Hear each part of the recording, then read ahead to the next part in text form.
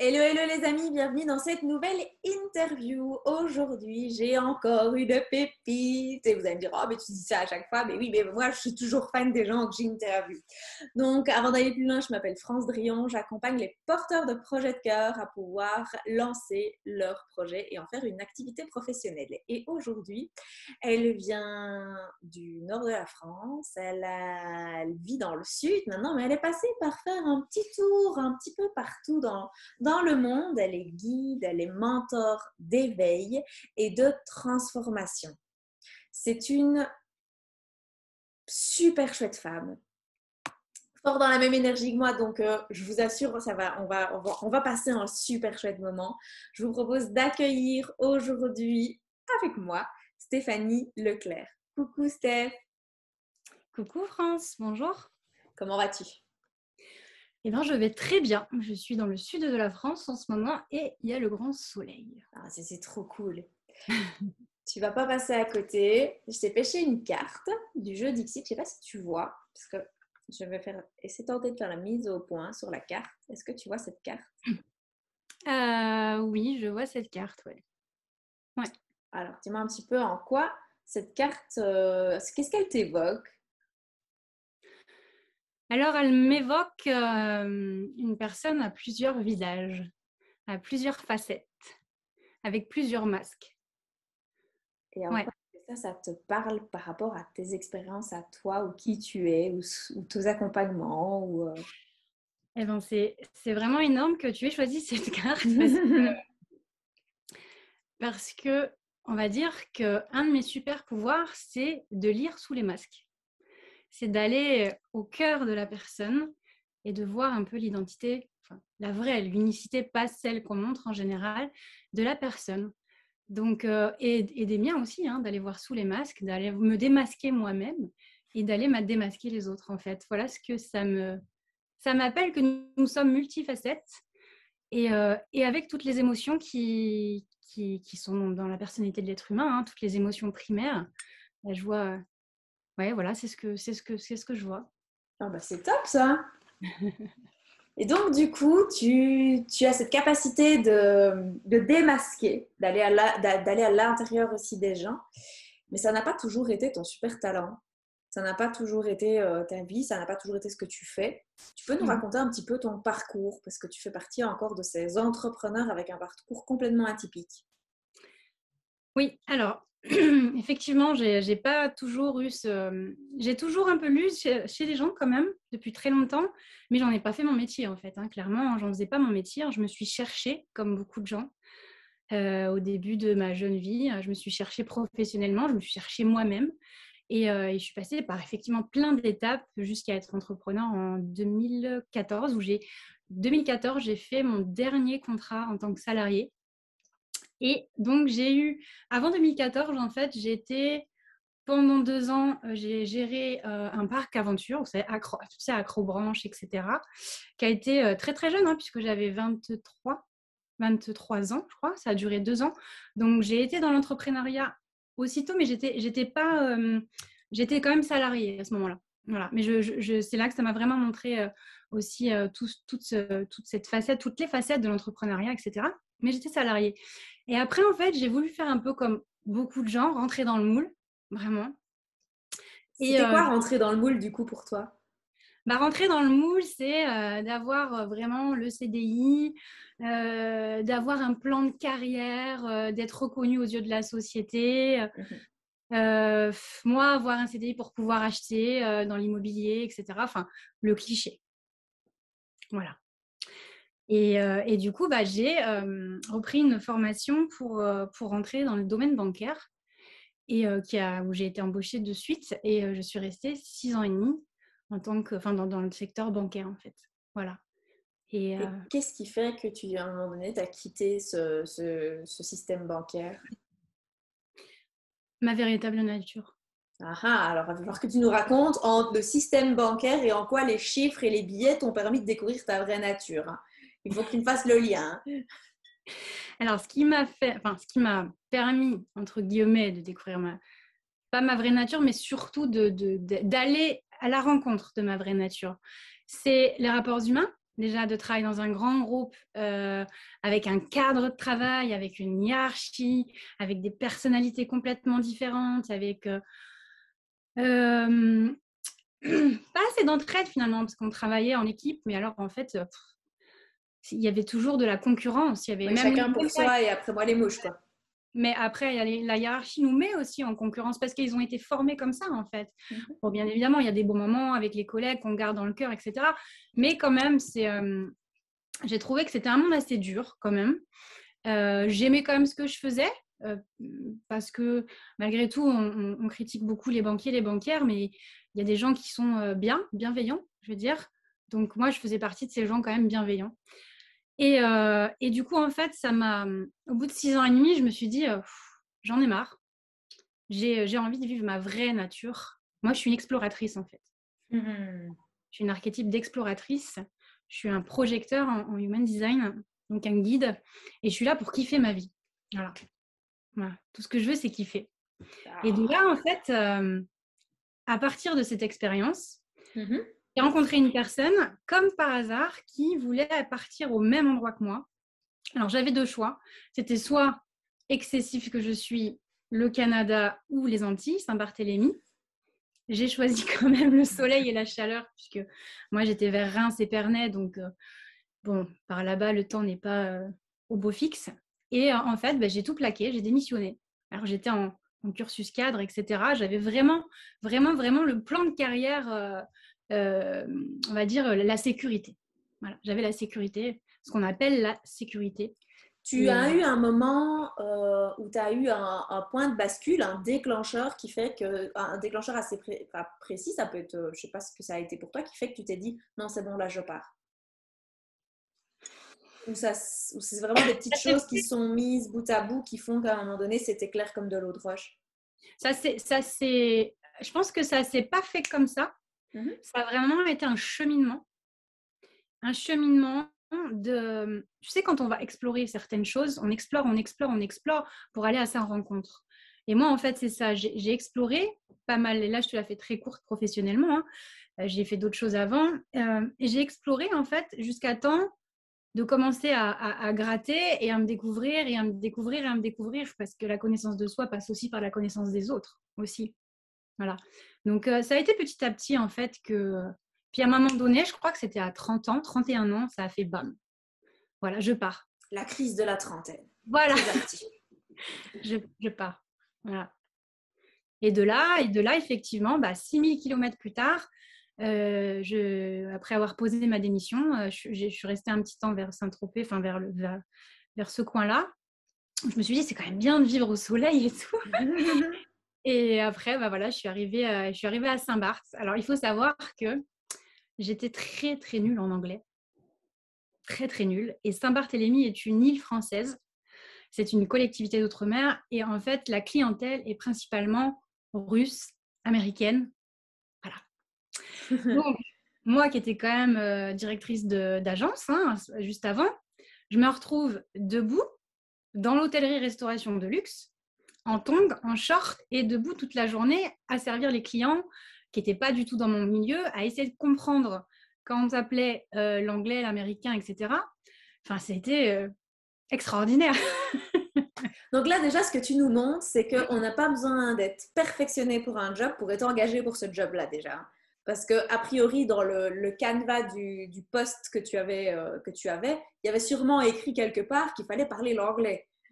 Alors, je vais être transparente, j'ai eu beaucoup de chance, c'est que quand je suis arrivée là-bas, je n'avais pas du tout de contrat, ça c'est sûr, je n'avais pas de promesse d'embauche ou quoi que ce soit, je suis arrivée comme ça, j'étais partie avec mon conjoint de l'époque et il avait son frère et sa belle-sœur qui étaient sur l'île et du coup sa belle-sœur m'a donné un petit coup de, ce qu'on appelle un petit coup de pouce, un petit coup de piston pour un CDD d'au moins 6 mois, voilà, sur l'île. Donc, voilà, j'ai quand même été aidée, mais j'ai provoqué la chance, parce que pour moi, la chance, ça se provoque. Je veux dire, la vie est parfaite. Elle amène toujours ce qu'il faut au moment où il faut, quand on décide de lâcher prise et de réaliser, de vivre pleinement aligné avec qui on est.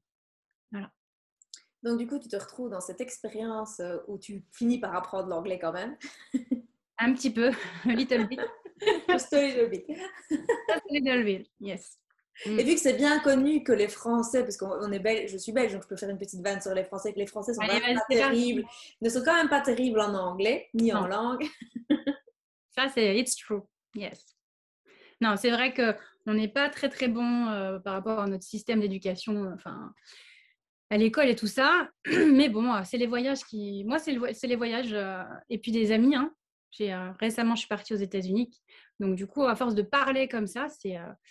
Et donc, pour en venir à ce job, hein, je me suis retrouvée vraiment... ça a été difficile.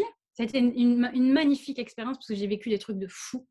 Mais quand je dis des trucs de fou, vraiment des trucs de fou, il faut savoir que Saint-Barth, c'est une île de milliardaires. Alors, j'y allais pas pour le côté bling-bling, qui n'est pas forcément très bling-bling au final, là-bas. C'est juste quand je dis bling-bling, c'est des gens qui sont quand même millionnaires, milliardaires. Donc, c'était un tout autre monde que je découvrais là-bas. Mais surtout, c'était le plaisir déjà d'avoir passé le cap, d'avoir eu ce courage, cette audace de le faire, de vivre qui je suis, même si je ne connaissais pas ce qui allait se passer le lendemain. Mais par contre, même si j'en ai un peu bavé dans l'hôtellerie-restauration de luxe, parce que c'est quand même un métier à part entière, ça s'apprend. Je pense que c'est un peu comme tous ces métiers, infirmières, etc., il faut avoir vraiment cette conviction, cette envie d'y aller. Oui, parce que tu es vraiment au service des autres. Tu es complètement au service des autres, ouais, vraiment. Mais c'est aussi appréciable d'être au service des autres, mais il faut vraiment que ça soit une vocation. Et en fait, c'était pas ma vocation, pas d'être au service des autres, mais en tout cas dans En tout l'hôtellerie-restauration. cas, sous cette forme-là, ça l'était pas. Sous cette forme-là. Mais Et voilà. quand quand tu as décidé de tout quitter ici pour pouvoir partir, déjà dans le sud de la France et puis pour partir à Saint-Barth, comment ont réagi tes proches? Tu te souviens un peu comment ça s'est passé? Ou tu as été Alors, soutenue, tu as eu un engouement où tout le monde t'a dit vas-y? Ou ça a été plutôt, es-tu sûre de ce que tu fais? Tu as quand même ton CDI?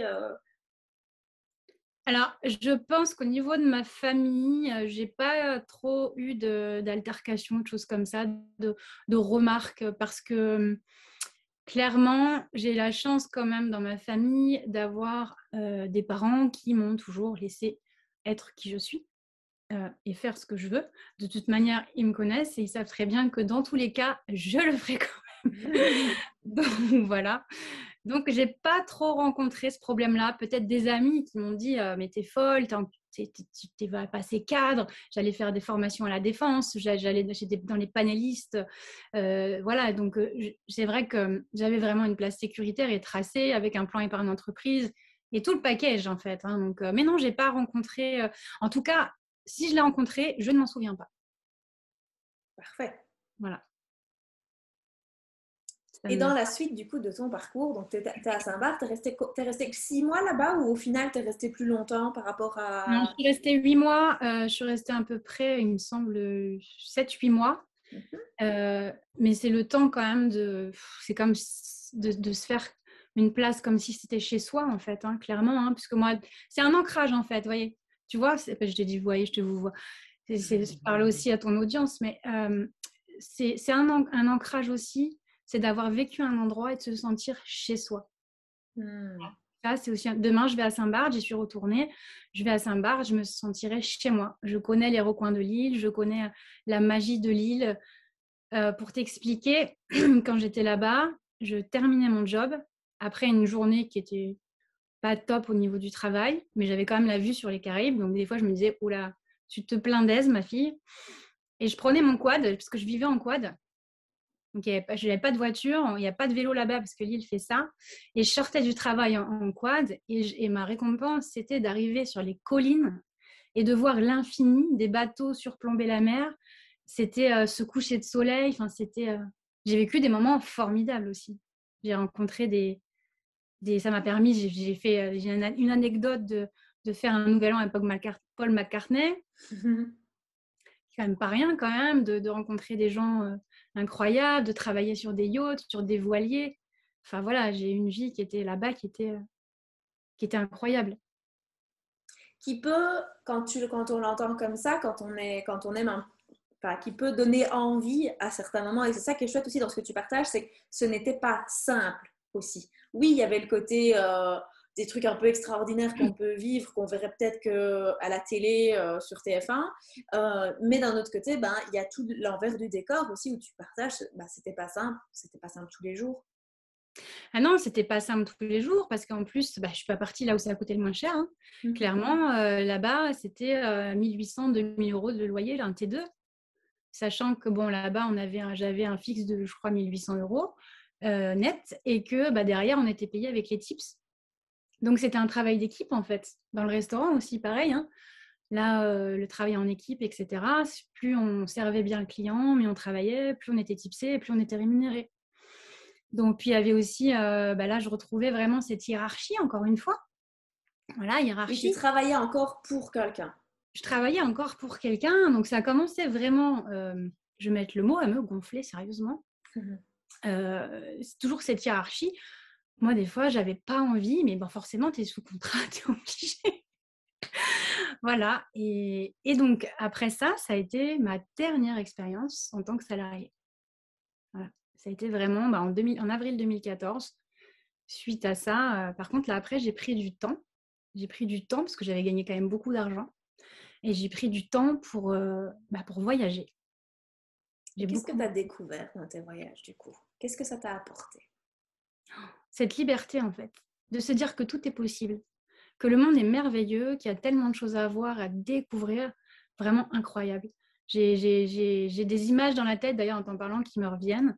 J'ai visité Anguilla, j'ai visité Antigua, Saint-Barthélemy, Saint-Martin, j'ai fait tout Cuba, j'ai fait toute la Floride, je suis allée à Nassau.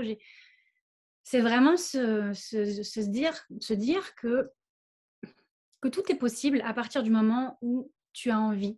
Et c'est même un besoin, c'est viscéral de vivre ça. Je suis vraiment une exploratrice. Vous empêchez une exploratrice d'explorer, elle s'éteint. Ma lumière s'éteint, en fait. Ma Ça me fait vibration n'est penser, plus la même. ça me fait penser au dessin animé Vaiana. Je sais pas si tu Ah connais. oui. Ouais. Non, non, mais c'est... En fait, moi, vraiment, ce que ça m'a apporté, cette expérience, c'est si tu es capable, une fois, de faire ça, même si j'avais fait déjà d'autres choses avant quand même, où j'avais déjà eu de l'audace et du courage.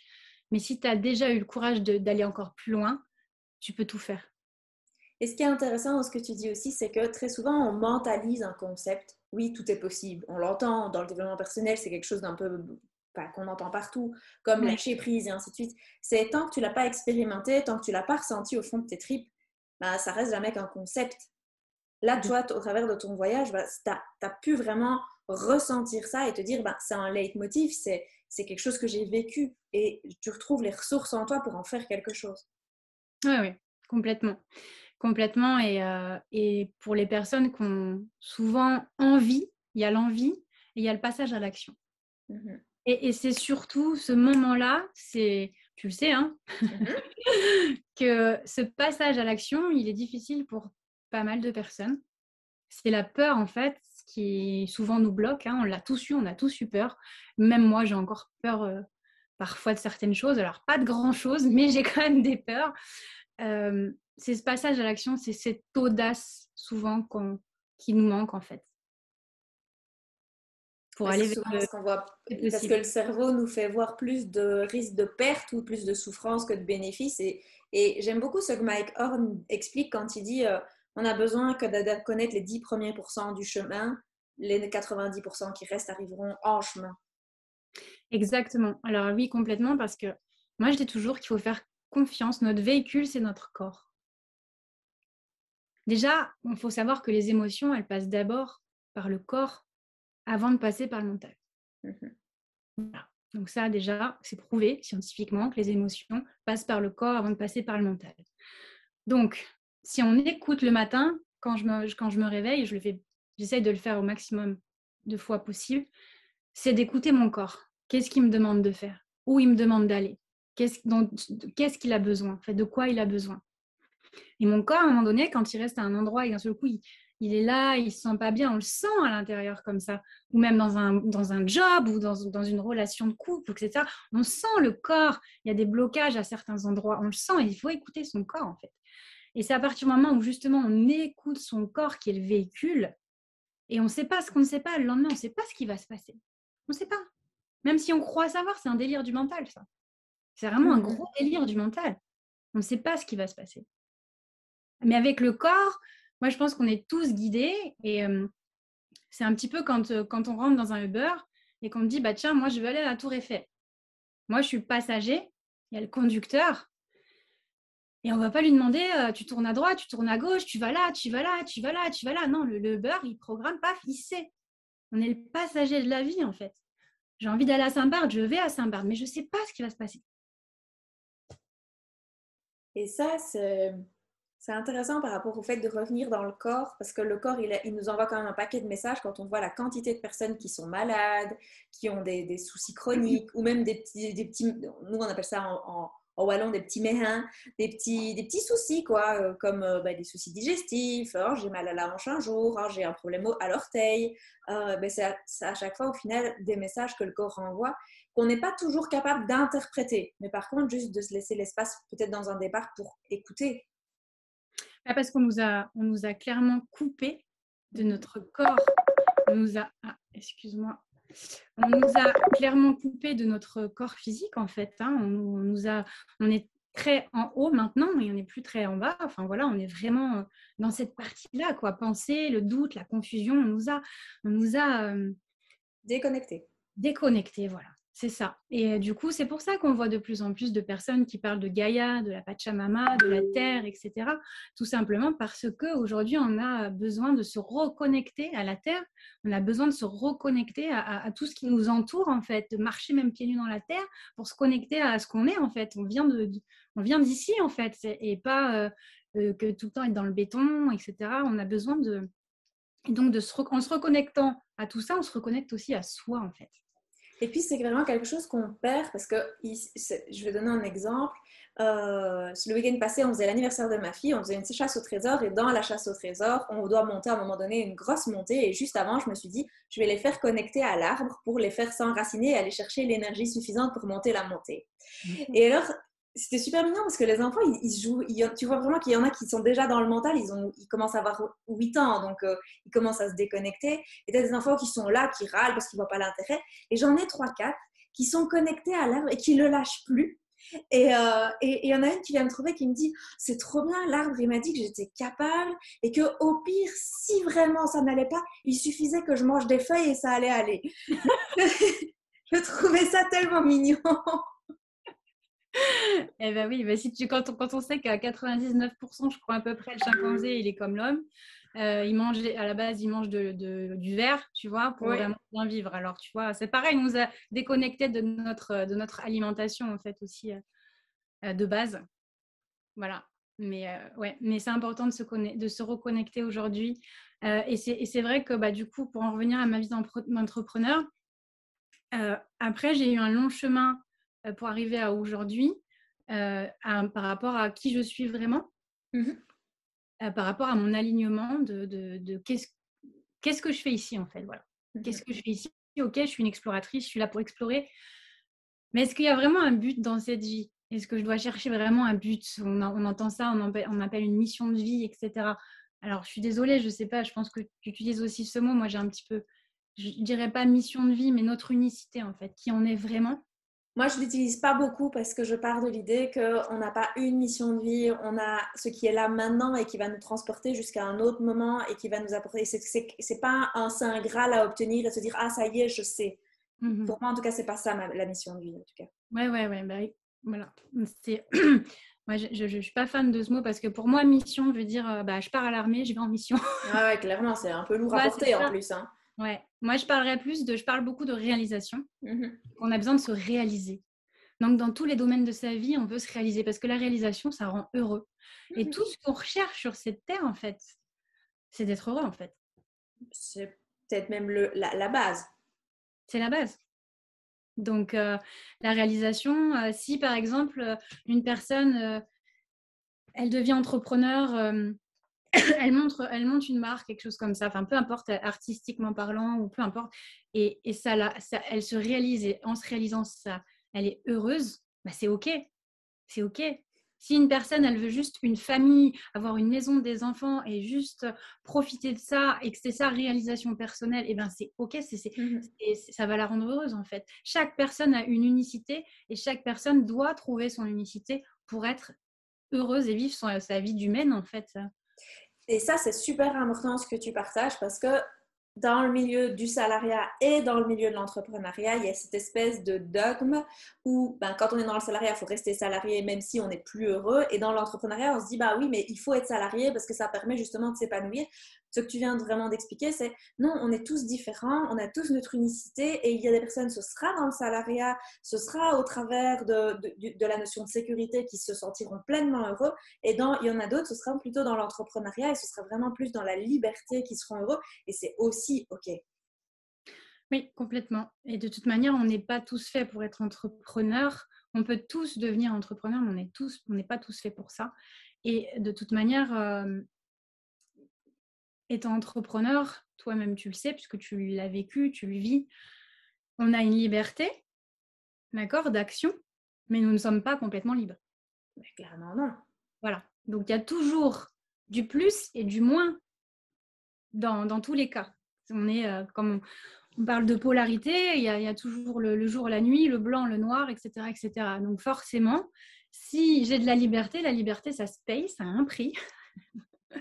On dit toujours le prix de la liberté. Et ben voilà, il y a d'autres choses qui vont être moins glamour dans l'entrepreneuriat, comme il y a d'autres choses qui vont être moins glamour dans le salariat. C'est comme ça. Mais le principal, c'est dans la vie, il faut quand même du courage, il faut s'armer de courage, il faut surtout avoir cette envie de réalisation. Et de là, quand on part de cette envie, je pense qu'on peut affronter toutes les tempêtes, les torrents, même parfois les naufrages. Et puis revenir et retrouver un radeau, remonter sur le radeau et retrouver. Après, tu peux tomber sur un autre bateau, etc. Enfin, je veux dire, je sais pas pourquoi je fais cette métaphore, mais c'est celle qui me vient là. Tu vois, rien n'est 100% simple. Ça part d'une envie d'être en fait. Et puis pour revenir encore sur la notion d'être heureux, c'est aussi parce que j'entends beaucoup de gens quand on commence à être déconnecté de son corps, c'est aussi se déconnecter de ses émotions, c'est aussi se déconnecter d'une part du bonheur. Moi, j'ai été élevée dans une famille où on me disait, où notre papa nous disait, le bonheur, tu sais que tu l'avais quand c'est passé. Donc, t'imagines quand même, c'est assez lourd. Ça veut dire que tu vis toujours dans la nostalgie d'un moment passé et ça veut dire que tu ne sauras jamais être pleinement heureux parce que tu ne savais que tu étais heureux qu'après, quoi. Et au final, moi, ça a été cette phrase que j'ai tellement entendue est devenue un peu comme un moteur de me dire non, moi, je veux apprendre à être heureuse au moment où je le vis. Et au final, ça, c'est un chemin aussi, et c'est un chemin que tu accompagnes aussi les gens à faire, parce que c'est revenir dans le moment présent. Là, qu'est-ce que je sens? Qu'est-ce que je vis? Oui, en fait, c'est vrai que moi, ce que j'aime vraiment, c'est ramener les gens à leur essence. Voilà, vraiment. D'ailleurs, sur mon site internet, le slogan, c'est « Si nous revenions à notre essence ». Parce qu'il y en a marre à un moment donné.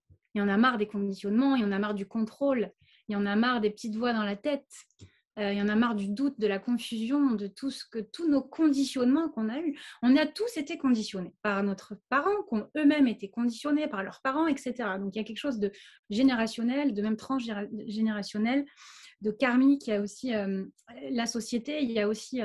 enfin voilà, il y a vraiment un package de conditionnement, hein, tout ce qui est extérieur, les réseaux sociaux, et encore avant, on n'avait pas les réseaux sociaux, mais on avait la télé, enfin on avait la télé. Je dis on avait parce que j'ai plus de télé depuis 2014. Mais voilà, tous ces conditionnements, en fait, ça nous coupe de notre essence. Ça nous coupe et ça nous empêche de faire, d'être, de vivre qui on est, parce que le faire, il doit être au service de l'être.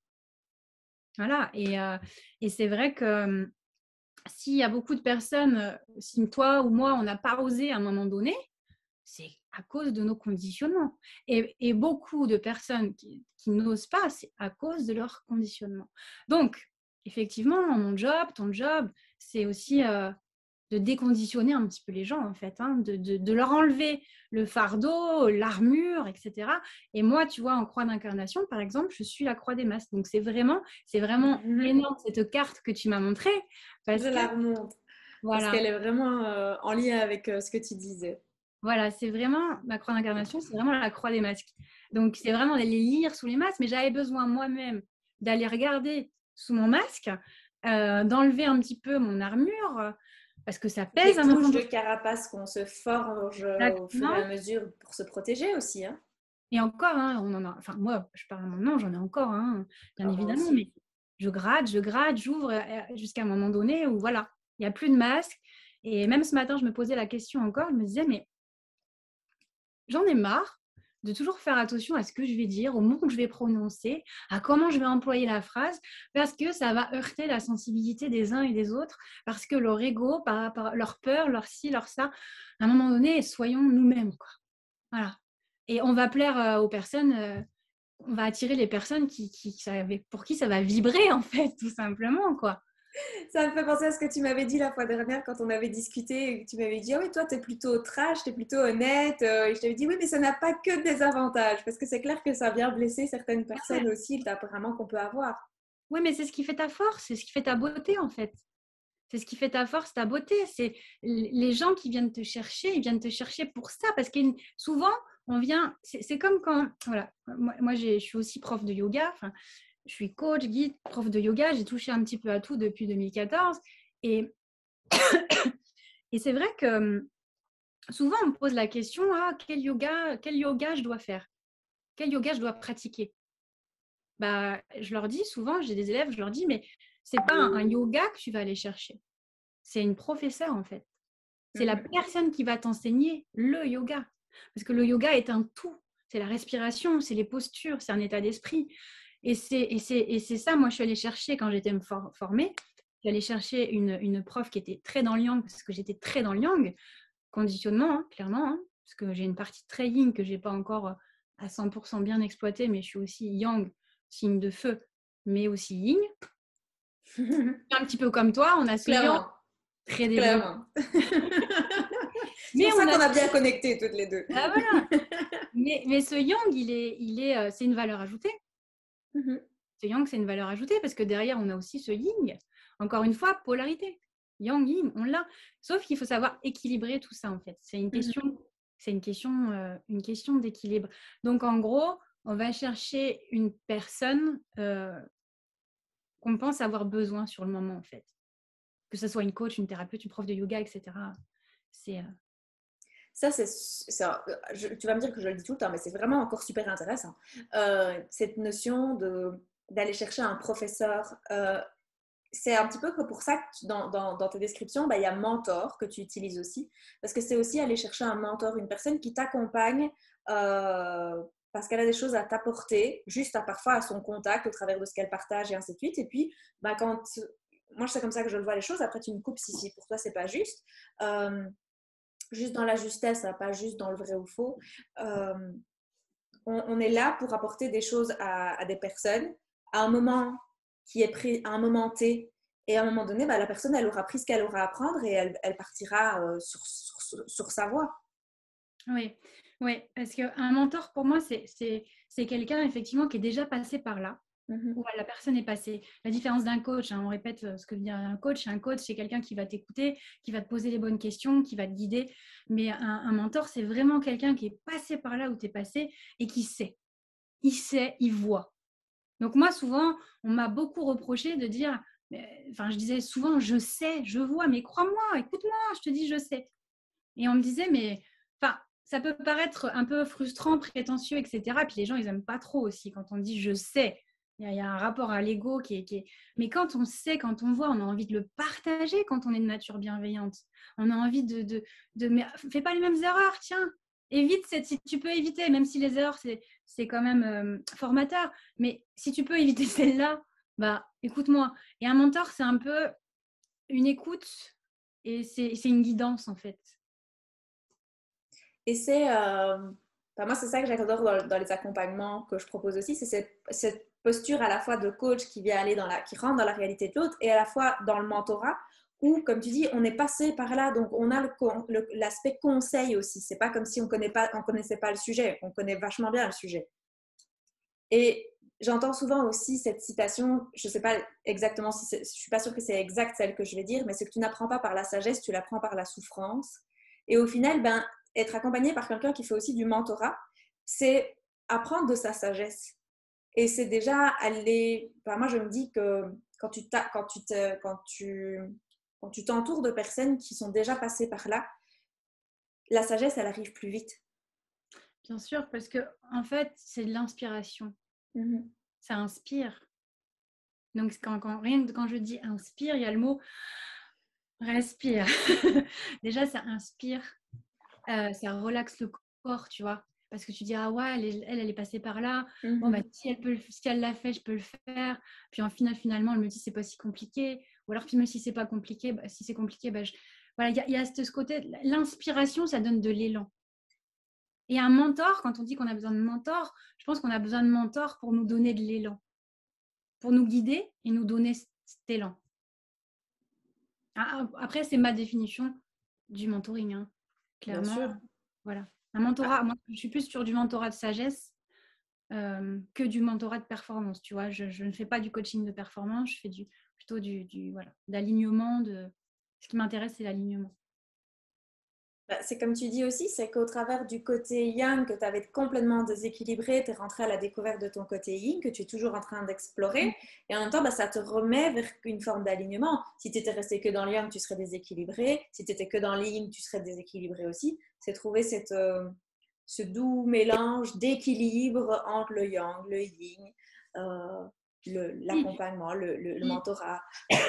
Et puis, j'ai une petite anecdote que je partage aussi qui est très importante. C'est quand on est trop dans un schéma, donc par exemple, moi, c'était le yang, un conditionnement, plusieurs même conditionnements, mon corps a été blessé. Ah, ça, c'est clairement. Blessée.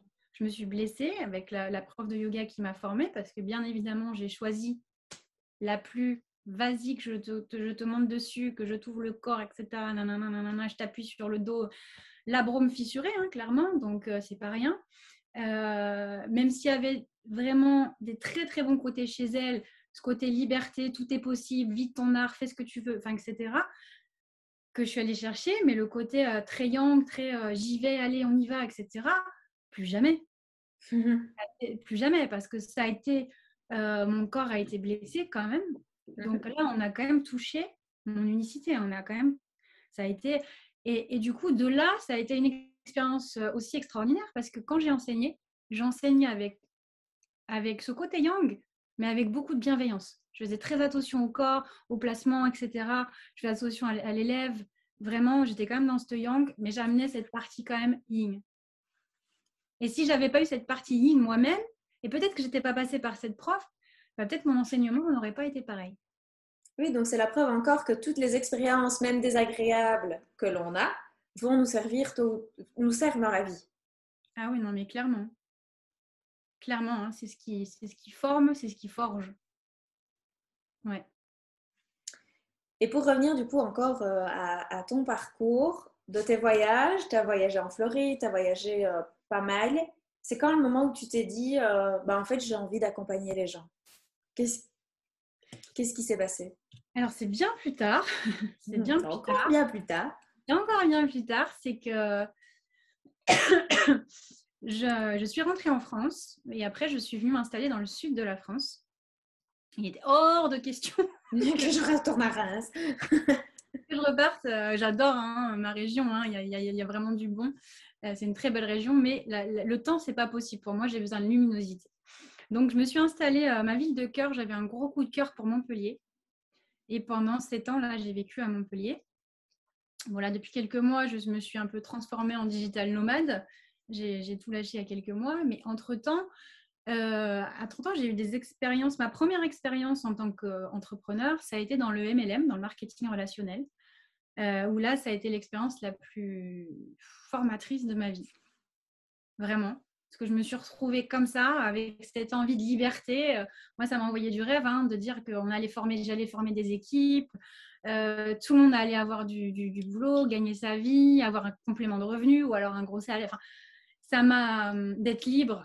Et du coup, cette expérience, elle a été très difficile parce que là, pour le coup, j'étais vraiment dans le yang. J'étais dans le il faut, tu dois, aller. Je me suis retrouvée avec 600 personnes dans mes équipes, plus de 1000 clients, enfin plus de 1500 clients. Je recrutais, je formais, j'animais pendant 2 ans en fait, 2 ans et demi. Donc ça a été très très très intense. À ce moment-là, même mon couple, suite à ça, j'avais une séparation parce que finalement, à être aussi trop dans le travail, trop. Quand on est entrepreneur, on a tendance à être dans le too much au départ parce que c'est notre bébé en fait. On le porte, on le bichonne et puis on veut y arriver en fait. Puis un jour, on devient esclave de son business. Et voilà. Et un jour, on devient esclave. Et puis, à un moment donné, il y a eu la chute. Il y a eu la chute, la séparation, décès dans la famille, enfin tout qui se casse la figure. Je pars en Thaïlande à la fin de l'année, je prends une claque pas possible. Premier éveil, deuxième éveil spirituel dans un lagon. Et là, je sens les énergies. Je commence à me dire, je découvre un peu le côté, je commence à découvrir le côté énergétique, le monde énergétique, les éléments qui m'ont mis vraiment une claque dans ce lagon. C'était et là, donc fin d'année 2016, c'est vraiment, alors là, je tombe quoi, je tombe. Donc là, c'est vraiment un appel de l'univers qui dit Steph, il faut que tu te réveilles, on a besoin de toi. Là, c'est stop. Et début 2017, c'est là que je commence à rentrer dans le côté que je m'intéresse à la spiritualité, que je me mets à fond dans le yoga. Parce que j'avais découvert le yoga à Saint-Barthélemy dans une salle de sport, la seule salle de sport de l'île d'ailleurs.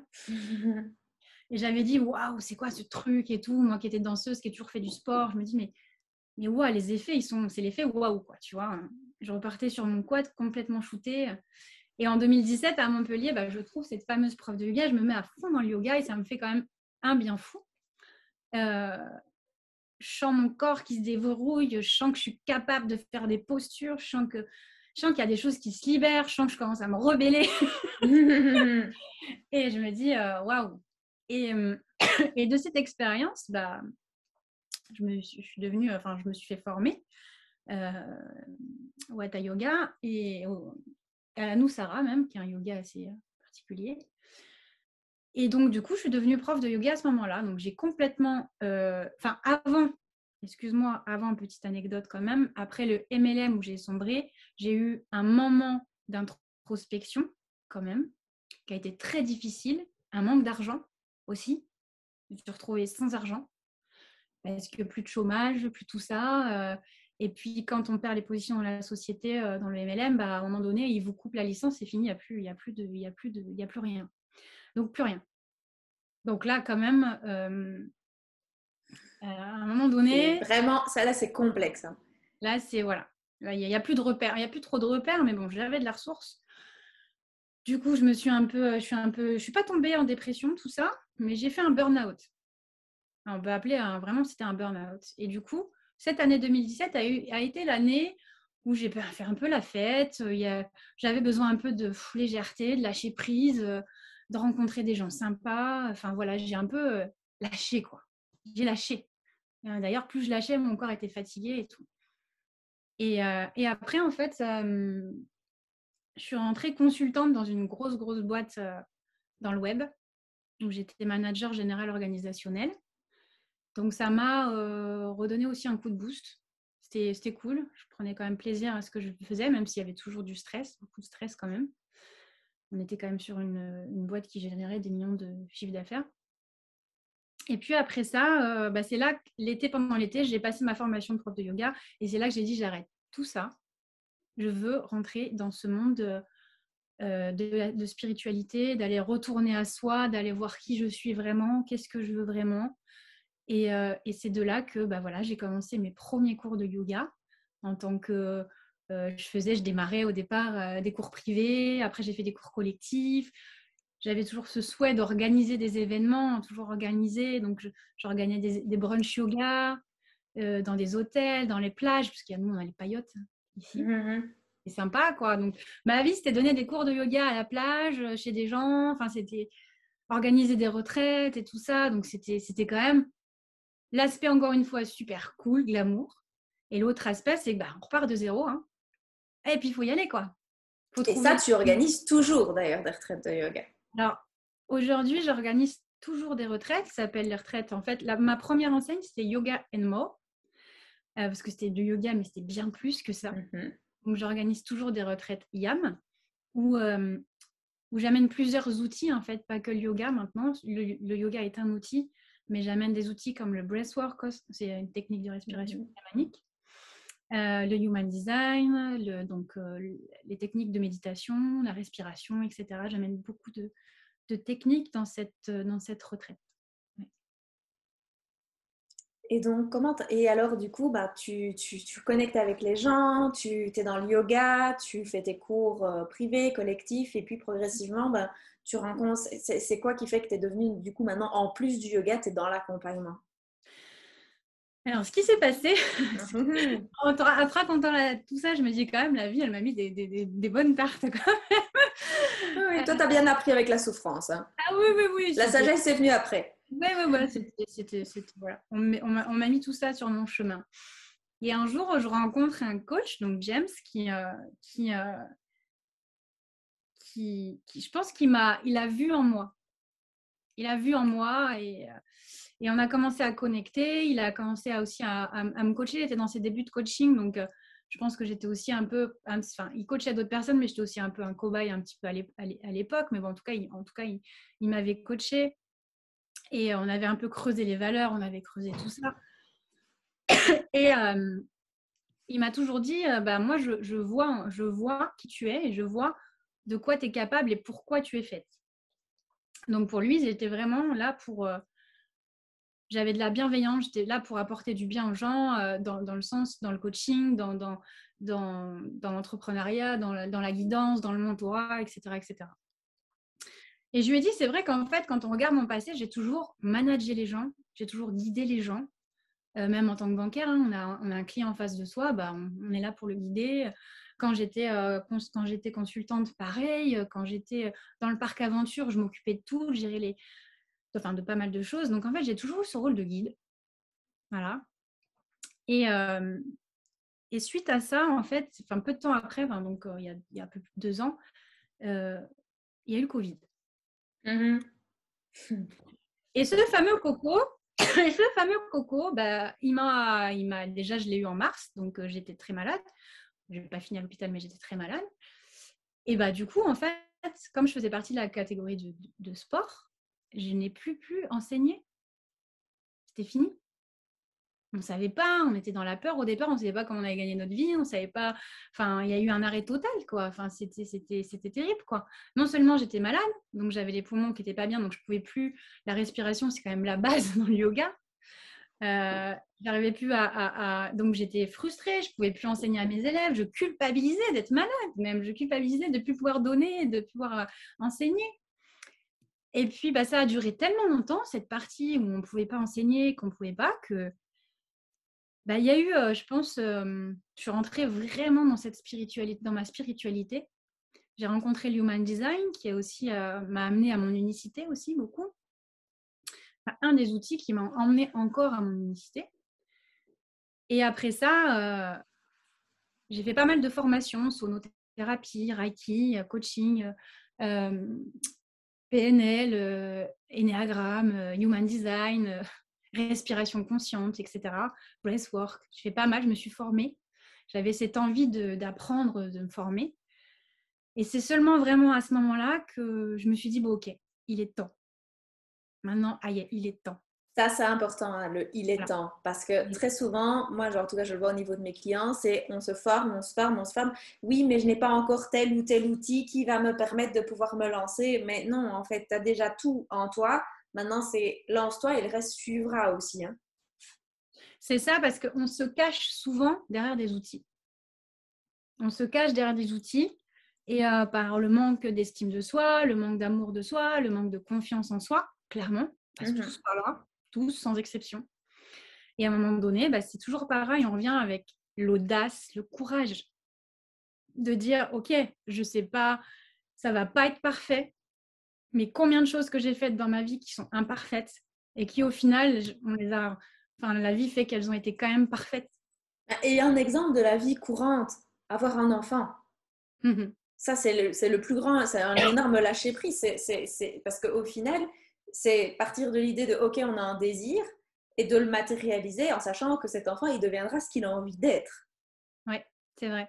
Et des gens comme Steph et moi, ben, c'est clair que tu n'as pas beaucoup d'influence sur ce genre de personnalité en tant que parent. Ouais, bah, de toute façon, tout est une question de choix dans la vie, c'est sûr. Oui. Alors, il y a des choix qui sont plus faciles à faire que d'autres, hein, c'est sûr. Hein. Faire un enfant, quand même, on réfléchit quand même un peu plus à, euh, par exemple, à quelle robe je vais porter, quelle couleur je vais prendre ou pas, ou est-ce que je monte ma boîte ou pas. C'est aussi, ouais. Et après, tout dépend des choix, mais tout est une question de choix dans la vie. Et moi, je dis, bah, c'est vrai qu'il faut avoir un moment donné, pardon, l'audace et le courage de faire les choses. Ça, c'est Mm-hmm.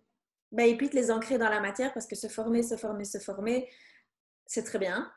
Sauf que si tu ne partages pas toutes tes connaissances, c'est dommage parce qu'au final, si la vie t'a mis tout ça sur ton chemin, c'est que tu puisses un jour en faire profiter à des personnes qui attendent impatiemment que tu puisses te lancer. Oui, bien sûr. Et puis, c'est aussi, tu vas me dire si je me trompe, mais c'est aussi quand on a des outils, quand on commence à les explorer avec les personnes, avec les clients, c'est aussi ces outils-là, ok, c'est un outil, on est formé, etc. Mais c'est en explorant aussi avec l'humain que la vraie formation, elle arrive. Oui, parce que autrement, ça reste que théorique. Voilà. Donc, c'est en passant à l'action, en s'occupant, en guidant l'humain, etc., que là, vraiment, la vraie formation, elle est là et la vraie magie, elle opère. C'est quand on se sert de ces outils-là au service de la vie, en fait. Et puis, je pense que pour la plupart des personnes qui se forment, au fond du fond, c'est ce qu'on a envie tous, c'est de pouvoir partager ce qu'on a appris. C'est d'aller toucher ce désir de contribution, d'aider l'autre, de pouvoir les accompagner d'une manière ou d'une autre, ne serait-ce qu'un petit conseil un conseil qu'on peut prodiguer, une information qu'on peut donner. Et c'est pour ça, bah, au final, qu'on est arrivé à en faire notre profession. Exactement. Et à quel point un conseil peut changer une vie parfois. Rien qu'un conseil et un déclic peut changer une vie. Et, et de toute manière, j'ai écrit un post il n'y a pas très longtemps là-dessus, je crois que c'était une ou 2 semaines, sur je suis convaincue aujourd'hui, mais convaincue qu'on a tous besoin d'être accompagnés. On a tous besoin d'être guidés, mentorés, coachés. On a tous besoin d'être accompagnés. Tous. Même les Bah, plus hautes sphères. bah, à la limite, c'est même dans les plus hautes sphères que c'est le plus courant d'être accompagné. Tous les sportifs ont un coach. Mhm. Tous. Tous les grands ont quelqu'un avec qui, ou un mentor. Et c'est plus, je vais dire, dans nos sphères où parfois c'est encore mal perçu d'être accompagné. Oui, c'est vrai, ouais, c'est vrai. Puis il y a vraiment des personnes aussi qui ont des petits rêves, et puis il y en a d'autres qui ont des plus grands rêves, puis il y en a d'autres qui ont vraiment des désirs ardents. Et ce désir ardent, il a besoin d'être, enfin, il est insatiable, il a besoin des personnes. Moi, là, je vois une personne qui a un projet de faire le tour je crois, de l'Atlantique en bateau tout seul. Donc, à la base, ils n'ont même pas le droit. Il me dit, mais j'ai besoin de toi, etc., en tant que coach. Mais il me dit, j'ai pas le droit d'avoir un coach. J'ai pas le droit d'avoir quelqu'un au téléphone. Et en fait, il y a une préparation avant parce que se retrouver tout seul dans un bateau pendant plusieurs jours comme ça, sans communiquer, waouh! Face aux éléments, face à soi-même, face à... Mais quand je lui ai dit, est-ce que tu veux vraiment réaliser Enfin, c'est vraiment quelque chose de... Tu le fais pour toi vraiment ou tu le fais? Il me dit oui, oui, depuis tout petit, depuis que je suis petit garçon, je veux le faire. Et je fais waouh, c'est vraiment un désir ardent, un rêve. Et ces personnes ont besoin d'accompagnement, c'est normal. Merci beaucoup en tout cas, Steph, pour cette intervention. J'ai encore une dernière question à te poser. Si tu avais une lecture à conseiller qui t'a marqué, en tout cas toi dans ta vie, tu conseillerais quoi? Alors, il y en a plusieurs, mais je vais dire La un qui me première qui te vient vient. tout de suite, c'est La prophétie des Andes, qui raconte le monde énergétique, Ah, clairement, c'est un roman initiatique hein, pour moi. clairement. Voilà, celui-là, je le conseille. Ah bah voilà, ça fait partie des romans que je conseille aussi d'ailleurs, parce que je trouve que il y a du... ça peut envoyer du lourd aux personnes qui sont prêtes à recevoir, en tout cas, ce qui est écrit. Tu viens de le dire, il faut être prêt là, il faut être prêt à recevoir l'information qui est dans ce roman. Dans cette récit. Un tout grand merci à toi pour ce moment que tu nous as alloué. Je vais mettre ton site internet en dessous de la vidéo. Il y aura le mien aussi, il y aura les informations pour retrouver Steph, pour que vous découvriez aussi tout ce qu'elle fait, parce que c'est quand même une pépite aussi. Donc allez-y, allez voir. N'hésitez pas aussi à aller voir les autres vidéos d'autres entrepreneurs qui ont des parcours tout à fait atypiques. Et à chaque fois, ce qui est intéressant, c'est qu'ils sont tous très, très différents. C'est ça qui est magique, en tout cas dans ce milieu de l'entrepreneuriat aussi, et de ces personnes qui ont un jour eu l'audace de se lancer. Je te remercie. Merci, France. Merci beaucoup. Ça m'a fait plaisir de passer ce moment avec toi. Ah bah merci aussi.